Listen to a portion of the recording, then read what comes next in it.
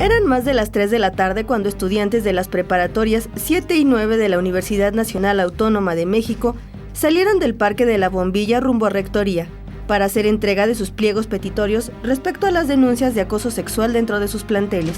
Caminaron por Insurgentes obstruyendo el carril con sentido a Ciudad Universitaria, mientras lanzaban consignas. Al llegar a Rectoría, se concentraron en la entrada exigiendo la presencia del rector de la universidad, Enrique Graue. Una comisión de Rectoría se hizo presente para recibir los pliegos petitorios. Sin embargo, los jóvenes se rehusaron a entregárselos, por lo que decidieron dar lectura a estos, mientras otros pintaban las paredes, rompieron vidrios y quemaron la entrada principal. Tras esos acontecimientos se hicieron presentes autoridades de la universidad, entre ellas la abogada general de la universidad, Mónica González Contró, quien resaltó que estaba abierta a mantener un diálogo con los estudiantes. Queremos buscar soluciones conjuntas, queremos platicar con ustedes, entendemos cuál es la problemática y lo que está pasando y daremos respuesta puntual.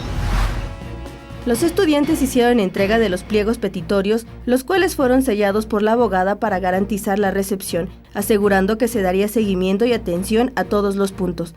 González Contró señaló que está consciente que el acoso sexual es un problema fuerte en la universidad. Porque nos damos cuenta de que es un problema muy serio en la universidad, no estamos cerrados, el rector reconoce la problemática, sabemos que no ha sido suficiente lo que se ha hecho, pero necesitamos de toda la comunidad universitaria para seguir avanzando. La abogada de la UNAM resaltó que hoy mismo darán la fecha para dar respuesta y la puerta al diálogo se mantiene abierta. Con imágenes de Jorge Barajas, Mariana Sánchez, 21 Noticias.